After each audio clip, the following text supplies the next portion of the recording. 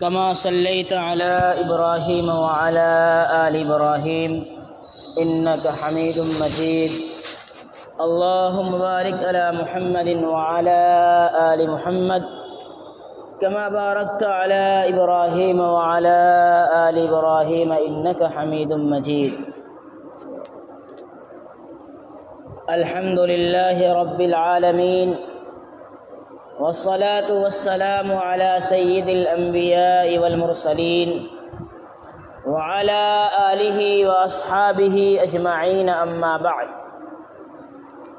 فقد قال الله تبارك وتعالى في القرآن العظيم والفرقان الحميد: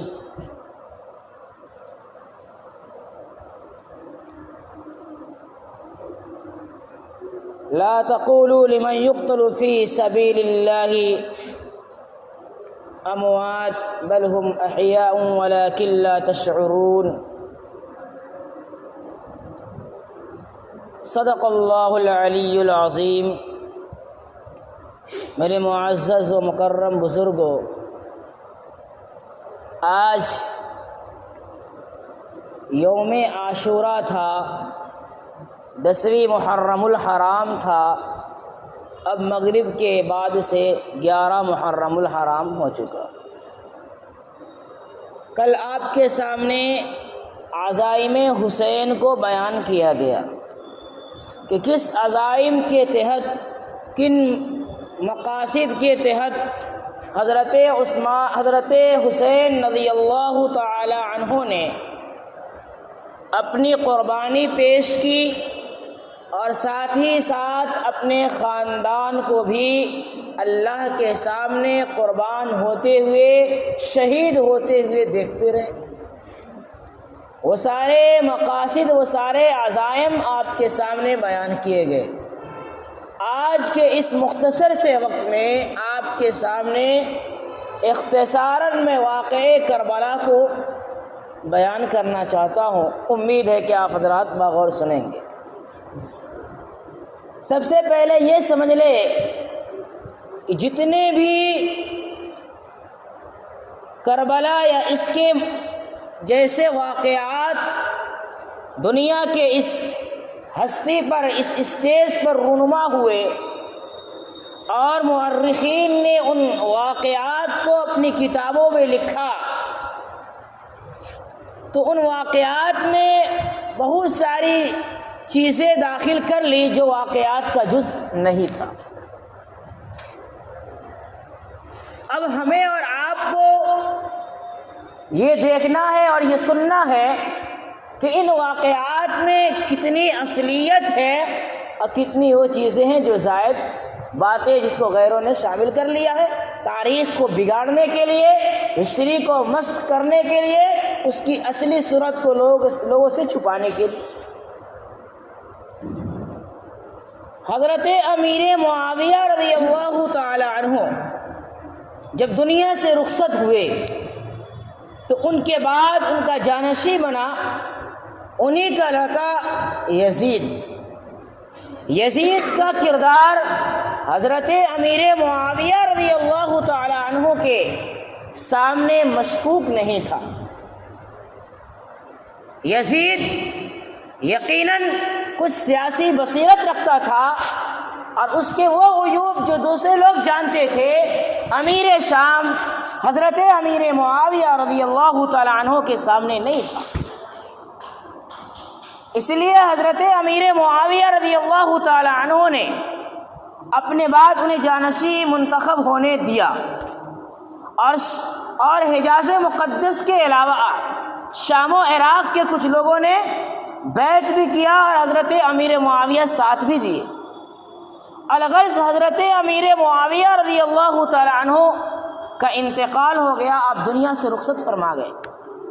اب بیعت کرنا شروع کیا یزید، شام و عراق کے لوگوں سے بیعت کر لیا چاہے اس کی جو بھی صورتحال ہو.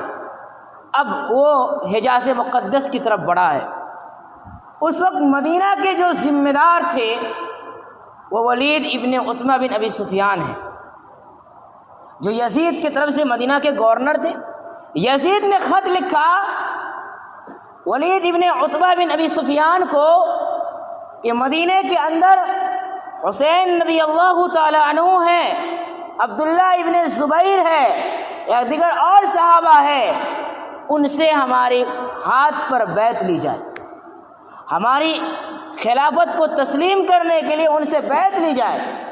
ولید ابن عتبہ بن ابی سفیان کو جب یہ خط ملا وہ تیاری شروع کیا اور اپنے سے پہلے کے گورنر جو مروان تھے مدینہ کے ان کو بلایا اور ان سے مشورہ لیا کہ کیا صورتحال ہوگی کہ ہم حسین رضی اللہ تعالی عنہ سے اور دیگر صحابہ کرام سے بیعت لیں۔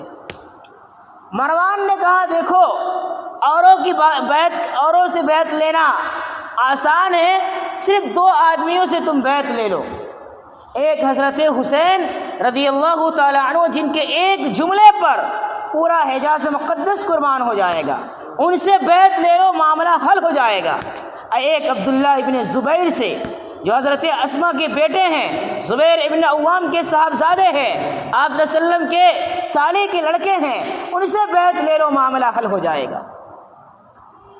مروان نے یہ مشورہ دیا، ولید ابن عتبہ بن ابی سفیان اس مشورے کو قبول کرتے ہوئے شب میں رات کے موقع پر حضرت حسین رضی اللہ تعالی عنہ کو دعوت دیا کہ ہمارے یہاں تشریف لائے، اور عبداللہ ابن زبیر کو بھی دعوت ملی۔ عبداللہ ابن زبیر کو جب خبر ملی کہ اس لیے مجھے بلایا جا رہا ہے تو انہوں نے صاف انکار کر دیا کہ میں یزید کو خلافت کی اہلیت نہیں سمجھتا اور میں اس کے ہاتھ پر بیعت نہیں کروں گا، صاف انکار کر دیے، اور انکار ہی نہیں مدینہ المنورہ چھوڑ کر مکہ المکرمہ چلے گئے، اور حضرت حسین رضی اللہ تعالیٰ عنہ دعوت کو قبول کرتے ہوئے اس کے پاس گئے، ولید کے پاس۔ دیکھا کہ ولید ابن عتبہ بن سفیان اور مروان ابن حکم دونوں بیٹھے ہوئے ہیں۔ حضرت حسین نے کہا تمہارے درمیان تو بہت کشیدگی تھی، بڑا اختلاف تھا، اس طرح 2 نیتاؤں میں کشیدگی ہوتی ہے، اختلاف ہوتا ہے، کیونکہ وہ مروان پہلے گورنر تھا اور بعد کے گورنر ولید ابن عتبہ بن ابی سفیان تھے، تو انہوں نے کہا تمہارے درمیان تو بڑی کشیدگی تھی، کیا معاملہ ہے کہ آج دونوں ساتھ بیٹھے ہو؟ مروان نے کہا اس کو چھوڑیے، اصل مدعے کی طرف آتے ہیں۔ مدعا یہ ہے کہ آپ بیعت کریں یزید کے ہاتھ پر۔ حضرت حسین رضی اللہ تعالیٰ عنہ نے کہا کہ اگر میری بیعت چاہتے ہو تو اس تنہائی میں، اس اندھیری رات میں اکیلے بیعت کرنے سے کیا فائدہ؟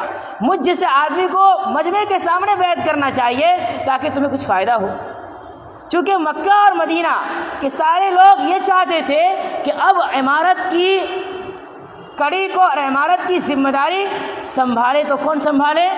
حضور اقدس صلی اللہ علیہ وسلم کا نواسہ حضرت حسین۔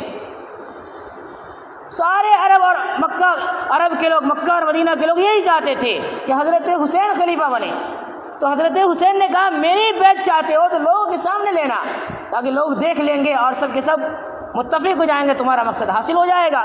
حضرت حسین کو بھی یزید کی خلافت تسلیم نہیں تھی، انہوں نے بات بنایا اور کہا کہ ٹھیک ہے کل دیکھیں گے، پھر وہاں سے نکل آئے، اور وہ بھی راتوں رات اپنے اہل و عیال کو لے کر مدینہ چھوڑ کر مکے کی طرف روانہ ہو گئے۔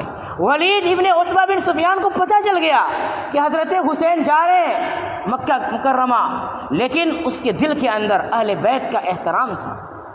ولید کے دل کے اندر اللہ کے نبی کے خاندان کی عزت تھی، اس لیے اس نے اپنے فوج کو ان کے پیچھے نہیں دوڑایا۔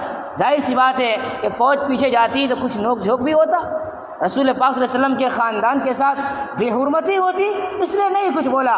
حضرت حسین رضی اللہ تعالی عنہ مکہ المکرمہ پہنچ گئے۔ وہاں پہنچنے کے بعد پہلے یہ سمجھ لے یہاں پر تاریخ بگاڑنے والوں نے بگاڑا ہے، اور یوں کہا ہے کہ حضرت حسین رضی اللہ تعالی عنہ جو مدینہ المنورہ کو چھوڑ کر مکہ المکرمہ گئے ہیں وہ اس لیے گئے ہیں تاکہ لشکر کو تیار کرے اور حملہ کرے۔ یہاں پر تاریخ بگاڑنے والوں نے بگاڑا ہے، لیکن آپ کو میں بتانا چاہتا ہوں میرے بزرگوں، حضرت حسین مدینہ اس لیے نہیں چھوڑا کہ ہم فوج کو تیار کر کر لشکر کشی کریں گے، بلکہ اس لیے مدینہ چھوڑا ہے کہ جا کر ہم کچھ سمجھ اور وہ سمجھ بوجھ حاصل کریں گے، کچھ مشورہ کریں گے، کچھ سوچ و بچار کریں گے، کچھ سوچیں گے، غور و فکر کریں گے، معاملے کو تحقیقی نگاہ سے دیکھیں گے۔ اس لیے آپ مکہ المکرمہ چھوڑ کر مدینہ المنورہ گئے تھے۔ کوئی جنگ کا ارادہ نہیں تھا، کوئی لڑائی کا ارادہ نہیں تھا۔ یزیدیوں نے یا تاریخ کو مٹایا ہے اور الزام ڈالا ہے نواسے رسول صلی اللہ علیہ وسلم کی ذات اقدس پر، کیچڑیں اٹھا لی ہے۔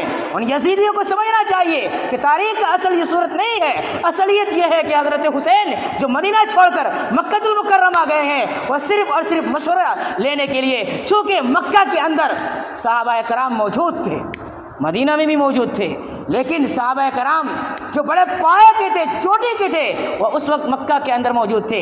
عباد خمسہ موجود تھے، حضرت عبداللہ ابن عباس رئیس المفسرین ہیں، استغفر اللہ، رئیس المفسرین ہیں، وہ موجود تھے۔ عبداللہ ابن عمر جو محی السنہ ہے وہ موجود ہے، عبداللہ ابن زبیر وہ موجود ہیں، عبداللہ ابن مطیع وہ موجود ہیں۔ یہ بڑے بڑے صحابہ کرام مکہ المکرمہ کے اندر موجود تھے۔ حضرت حسین رضی اللہ تعالیٰ عنہ مشورہ کے لیے وہاں گئے، جانے کے بعد ان تمام کو بیٹھایا اور مشورہ لیا کہ کیا کرنا چاہیے۔ سب نے اپنے اپنے رائے کا اظہار کیا۔ حضرت عبداللہ ابن زبیر رضی اللہ تعالیٰ عنہ صاحب یہ کہتے ہوئے مجلس سے اٹھ گئے کہ ہم یزید کے بیعت پر کوئی سمجھوتا نہیں کریں گے، میں اپنی حکومت کا اعلان مکے میں کرتا ہوں۔ چنانچہ انہوں نے اپنی حکومت کا اعلان جو ہے مکے میں کر دیا اور اپنے ہاتھ پر بیعت لینا شروع کر دیا۔ حضرت عبداللہ ابن عباس نے کہا، حضرت حسین آپ رسول پاک صلی اللہ علیہ وسلم کی اولاد ہیں، آپ کا مقام بہت اونچا ہے، آپ اہلیت رکھتے ہیں، ہم آپ کے ہاتھ پر بیعت کریں گے اور آپ مسلمانوں کے امیر ہوں گے۔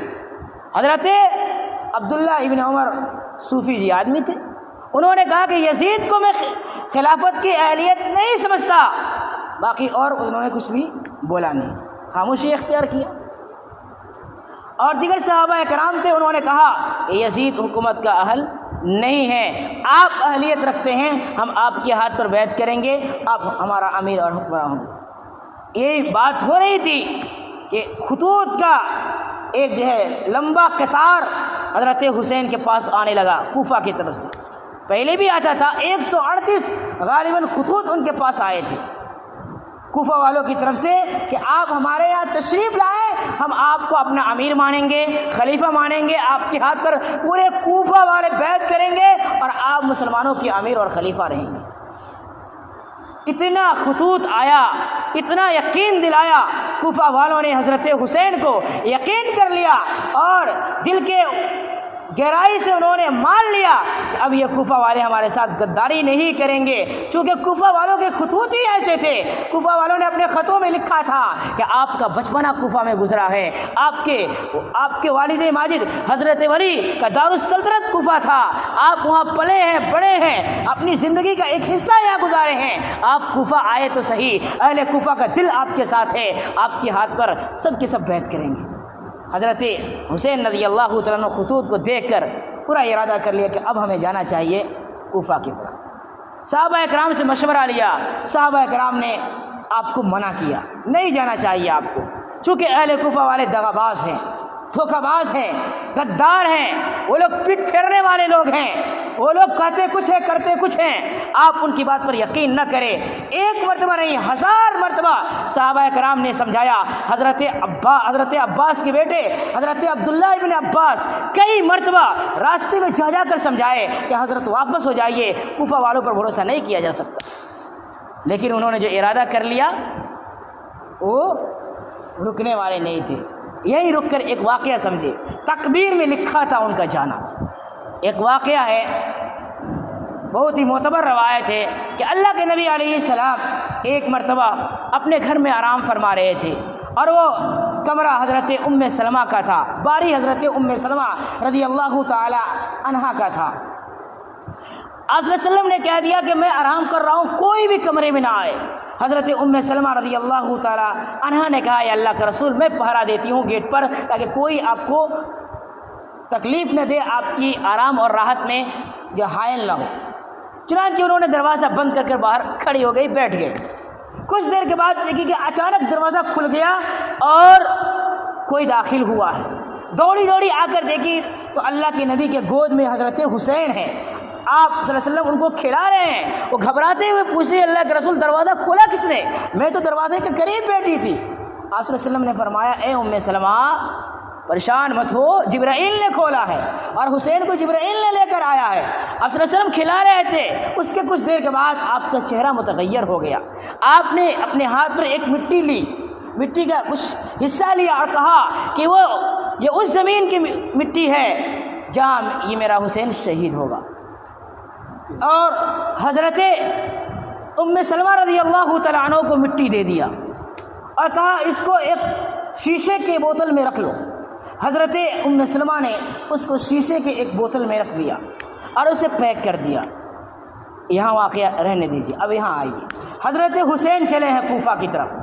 کوفہ کی طرف بڑے آگے چلتے رہے. ان سے پہلے یہ چھوٹ گیا تھا ایک بات، ان سے پہلے صحابہ اکرام کے مشورے سے مسلم ابن عقیل رضی اللہ تعالیٰ عنہ کوفہ میں پہنچ چکے تھے. صحابہ نے کہا تھا اے حضرت حسین آپ پہلے مت جائیے بلکہ اپنے کسی نمائندے کو بھیج دیجئے تاکہ وہ اہل کوفہ کے حالات سے آپ کو باخبر کر دے، پھر آپ جائیے گا، کوئی خطرہ نہیں رہے گا. تو حضرت مسلم ابن عقیل کو حضرت حسین نے پہلے روانہ کر دیا تھا. وہ گئے تھے تو اہل کوفہ نے ان کے ساتھ بڑا اچھا معاملہ کیا، بڑی عزت کی، بڑا احترام کیا، خاطرداری کی. ایک دن میں 18,000 لوگ ان کے اوپر بیعت کر لیے. حضرت مسلم ابن عقیل رہ کر دیکھ لے کہ اہل کوفہ کی طرف سے کوئی خطرہ نہیں ہے، کوئی پریشانی نہیں ہے. خط لکھا اور روانہ کر دیا فوراً حضرت حسین کے پاس پہنچاؤ تاکہ وہ کوفہ آئیں اور یہاں پر ان کے ہاتھ پر بیعت کیا جائے. تو یہ خط پہنچ چکا تھا. اب حضرت مسلم ابن عقیل وہیں پر تھے کہ ایک شخص نے غداری کی. اس وقت جو کوفہ کے والی تھے یزید کی طرف سے وہ ایک صحابی رسول نعمان ابن بشیر تھے. نعمان ابن بشیر نے دیکھا جب مسلم ابن عقیل کے ہاتھ پر لوگ بیعت کر رہے ہیں تو یہی کہا کہ اے مسلم تم صحیح نہیں کر رہے ہو، یہاں میں والی ہوں کوفہ میں یزید کی طرف سے. اتنے ہی بات کہی، لیکن ایک جاسوس تھا جو یزید کا آدمی تھا، خبر پہنچا دیا کہ نعمان ابن بشیر مضبوط اور طاقتور آدمی نہیں ہے، ان کو معزول کرو اور کسی اور آدمی کو یہاں کا ذمہ دار بناؤ.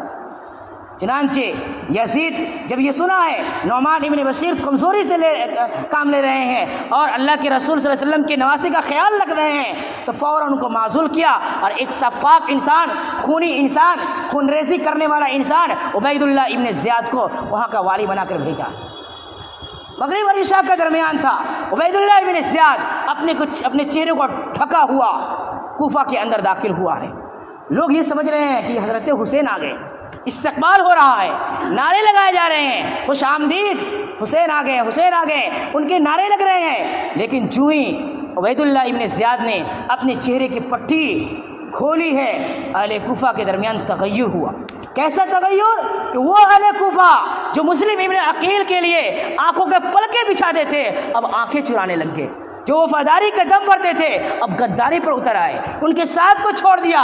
اب تنہا تنہا حضرت مسلم ابن عقیل کوفہ کے گلی کوچوں کے اندر ٹہل رہے ہیں. پیاس کے لیے پانی نہیں مل رہا ہے. ایک گھر پر آ کر ٹھہر جاتے ہیں. ایک بڑھیا نکلتی ہے، اس سے پانی مانگتے ہیں. اماں 2 گھٹ پانی دے دے. پانی دیتی ہے بڑھیا اور یوں کہتی ہے چلا جا یہاں سے. وہ جانے کو تیار نہیں ہے. جھاڑ کر کہتی ہے، غصے میں آ کر کہتی ہے تو یہاں سے چلا جا، مجھے پریشانی میں مت ڈال. حضرت مسلم ابن عقیل کہتے ہیں اماں میں کہاں جاؤں، میں غریب الدیار انسان ہوں، یا میرا کوئی گھر نہیں، کوئی سہارا نہیں. یہ جب کہتے ہیں بڑھیا کا دل پسیج جاتا ہے. بڑھیا ان کو پناہ دیتی ہے. لیکن معاملہ یہ ہوا بڑھیا کا جو ایک لڑکا تھا جس کا نام بلال تھا، وہ یزید کا آدمی تھا اور حکومتی آدمی تھا.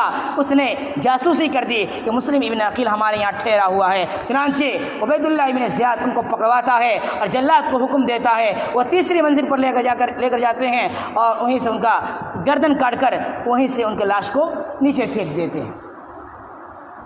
یہ واقعہ ان کے ساتھ ہوا. حضرت مسلم ابن عقیل کو جب شہید کیا جا رہا تھا، ان کے گردن کو کاٹا جا رہا تھا، تو ایک شخص تھا عمر ابن سعد، جو آدمی تو عبید اللہ ابن زیاد کا تھا. اس کو کہا کہ فوراً ایک خط لکھو، ایک مہربانی کرو اور حضرت حسین کو پہنچاؤ کہ آپ کا کوفہ آنا درست نہیں، آپ مکہ واپس لوٹ جائیے. اور ساتھ ہی اس عمر ابن سعد نے ان کے قتل کی بات بھی لکھ دی اور واپسی کی بات بھی لکھ دی۔ جب خط پہنچا ہے اس وقت جب حضرت حسین رضی اللہ تعالیٰ عنہ مقام زبالہ تک پہنچ چکے تھے، جو عراق کی سرحد ہے قادسیہ کے آگے، وہاں پہنچ چکے تھے، تو یہ خط پہنچا ہے۔ حضرت حسین نے خط سنایا اپنے ساتھیوں کو اور ارادہ کیا کہ اب واپس ہو جائے تو مسلم ابن عقیل کے خاندان والوں نے کہا کہ واپس کسی صورت میں ہم نہیں ہو سکتے جب تک کہ مسلم ابن عقیل کا جب ہم انتقام نہیں لے لیں گے۔ تو حضرت حسین نے بھی کہہ دیا کہ مسلم ابن عقیل کے بغیر زندگی میں مزہ نہیں، اب جو ہوگا دیکھا جائے گا۔ چنانچہ آگے بڑھے ہیں، پھر عبیداللہ ابن زیاد کو ان کی آمد کی خبر پہنچتی ہے، وہ 1000 کا لشکر حر ابن سعد کے ساتھ بھیج دیتا ہے۔ حر ابن سعد آ کر ان کا راستہ روک لیتے، راستہ روکنے کے بعد کچھ باتیں ان کے درمیان ہوتی ہے۔ تقریباً حضرت حسین کے پیچھے حر ابن سعد نے ظہر بھی پڑھا، عصر بھی پڑھا اور ان کے ساتھ ٹھہرا رہا۔ اس طرح معاملہ ہوتا ہے۔ پھر آپ کے ساتھ محرم الحرام ہوتا ہے تو حضرت حسین رضی اللہ تعالیٰ عنہ اور ان کے آدمیوں کا پانی بند کر دیا جاتا ہے، پیاسے رہ کر یہ مر جائے، اس لیے پانی بند کر دیا جاتا ہے۔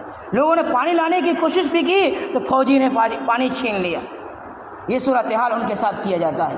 الغرض پھر کل ہو کر عبیداللہ ابن زیاد نے 2000 لشکر بھیجا، کس کے ساتھ؟ عمر ابن سعد کے ساتھ۔ عمر ابن سعد جب آیا تو حضرت حسین سے بات کیا تو حضرت حسین نے دو ٹوک بات کہی، فیصلہ کن بات کہی، صاف بات انہوں نے کہہ دیا کہ دیکھو میرا آنے کا مقصد یہاں پر اس لیے تھا کہ یہ اہل کوفہ نے مجھے بلایا تھا بیعت کے لیے، اب میں دیکھتا ہوں کہ اہل کوفہ غدار ہو چکے ہیں، بے وفائی کا ثبوت دے رہے ہیں، تو اب میں واپس جا رہا ہوں، مجھے واپس جانے دو۔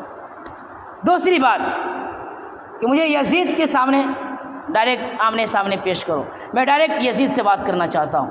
تیسری بات، یا تو مجھے سرحدی علاقے کی طرف بھیج دو تاکہ وہاں میں سکون کے ساتھ میں رہ سکوں۔ عمر ابن سعد کو یہ بات بڑی اچھی لگی، فوراً خط لکھا اور عبیداللہ ابن زیاد کو روانہ کر دیا۔ عبیداللہ ابن زیاد نے دیکھا کہ حضرت حسین کے 3 شرط ہے، یا تو ان کو واپس جانے دیا جائے، یا ڈائریکٹ یزید کے سامنے پیش کیا جائے، یا ان کو کسی سرحدی علاقے کی طرف بھیج دیا جائے۔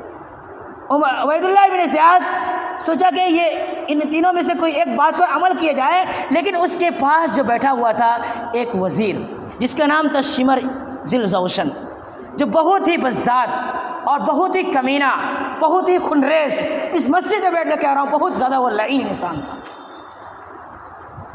جس نے عبیداللہ ابن زیاد کو ورغلایا۔ کس لیے ورغلایا؟ رسول اللہ کے خاندان کا استحصال کرنے کے لیے، اعوذ باللہ، نواز رسول کو قتل کرنے کے لیے، شہید کرنے کے لیے اس بدبخت نے عبیداللہ ابن زیاد کو ورغلایا کہ یہ سانپ اگر بچ کر نکل گیا دوبارہ طاقتور ہو کر آئے گا۔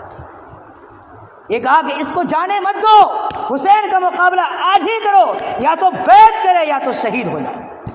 عبیداللہ ابن زیاد جب سنا تو آگ بگولا ہو گیا اور کہا یہ عمر ابن سعد نرمی سے کام لے رہا ہے، تم 1000 کا لشکر لے کر جاؤ اور اسے معزول کرو، تم کمانڈر رہو۔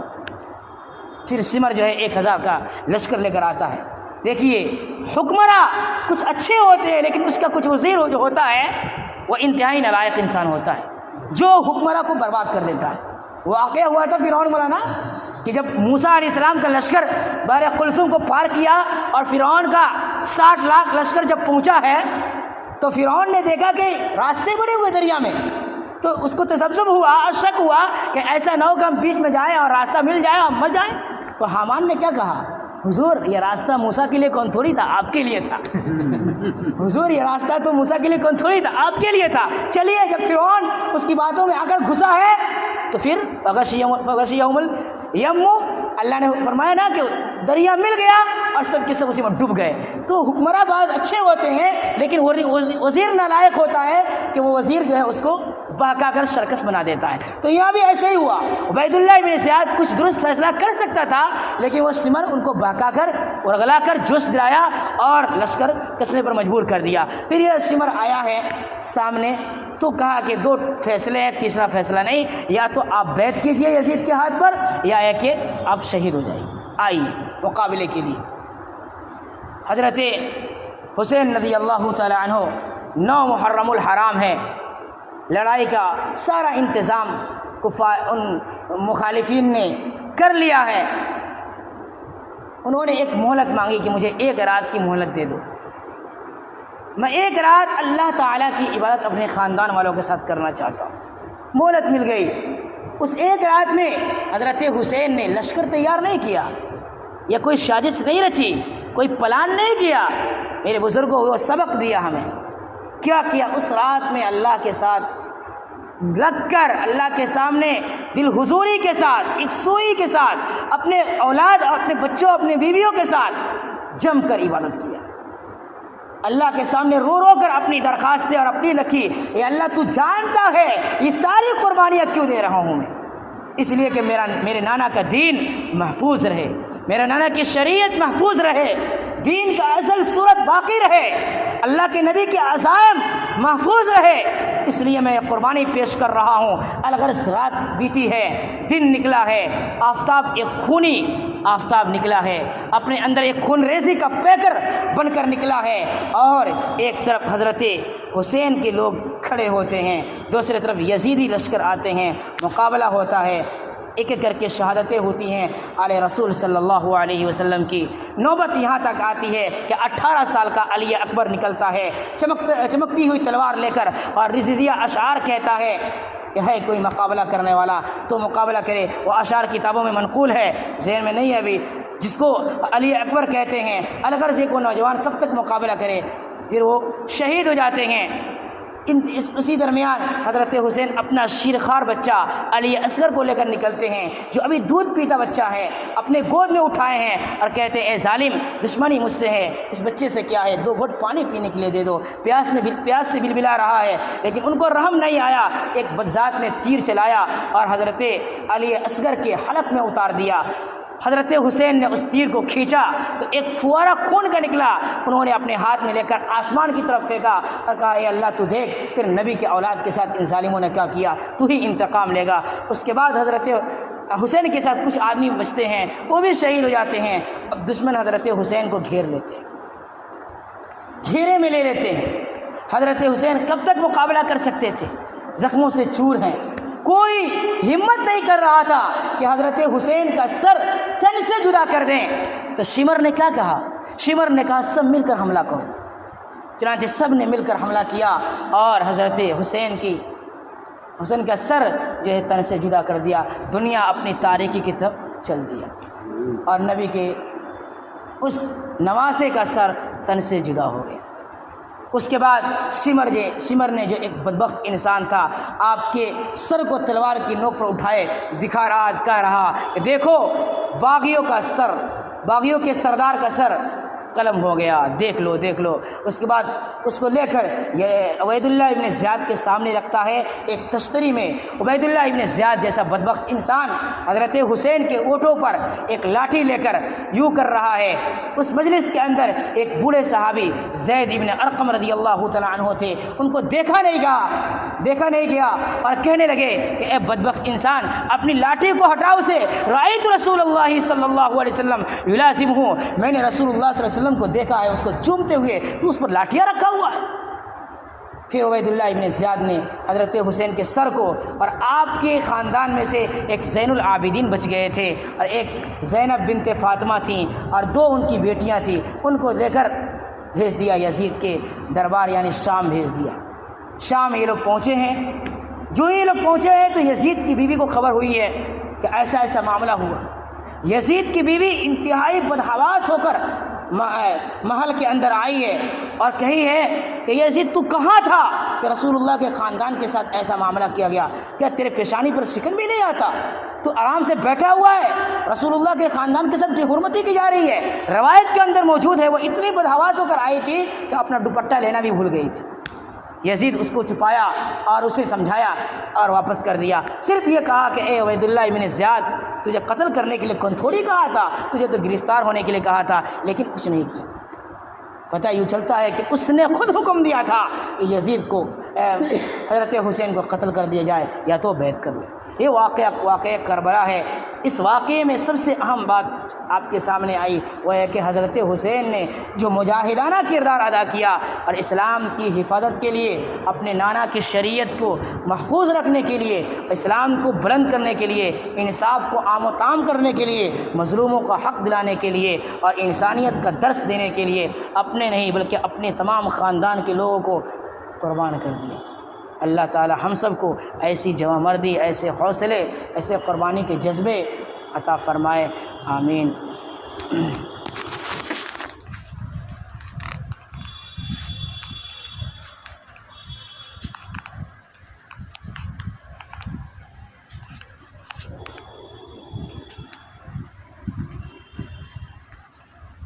نہیں آئے